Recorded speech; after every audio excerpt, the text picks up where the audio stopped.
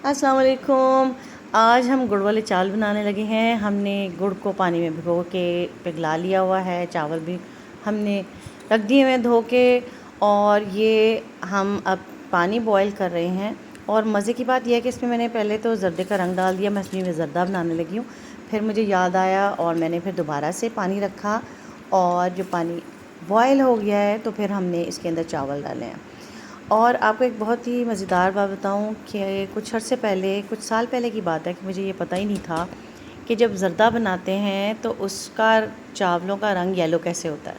फिर किसी बहुत ही अच्छा ज़र्दा पकाने वाले से मैंने पूछा और उन्होंने मुझे बताया कि वो तो पानी में डालते हैं।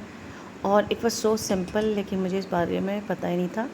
तो इसका मतलब ये हुआ कि ज़रूरी नहीं है कि हमें हर बात पता हो। अगर किसी को खाना बनाना आता है तो फिर भी हो सकता है छोटी छोटी सी बेसिक बातें जो हैं वो ना पता हों। हमने चावल बॉईल कर लिए थे और साथ ही हमने देसी घी के अंदर इलायची और थोड़ी सी सौंफ डाल के उसको हल्का सा भूनना है। चावल हमने एक कन्नी रहने दिया था ताकि वो जब हम ये इसको इस शीरे में डालेंगे गुड़ के, तो फिर बाकी के चावल उसमें पक जाएंगे। हाँ जी, तो मैं आपको बता रही थी कि ज़रूरी नहीं है कि सारी चीज़ें पता हों। हमें वक्त के साथ मुख्तलिफ़ लोगों से बहुत कुछ सीखने को मिलता है।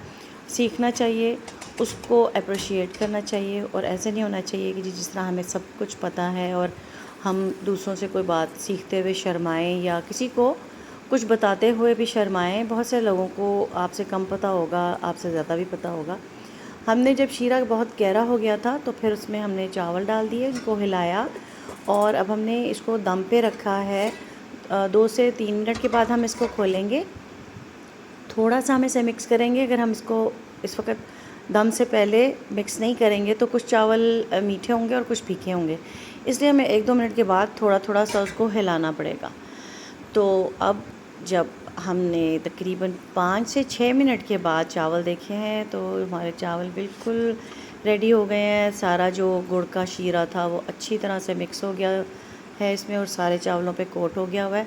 अगर आप चाहें तो आप इसके अंदर कुछ नट्स, कुछ मेवे भी डाल सकते हैं, लेकिन हमें बिल्कुल सादा इस तरह का पसंद है।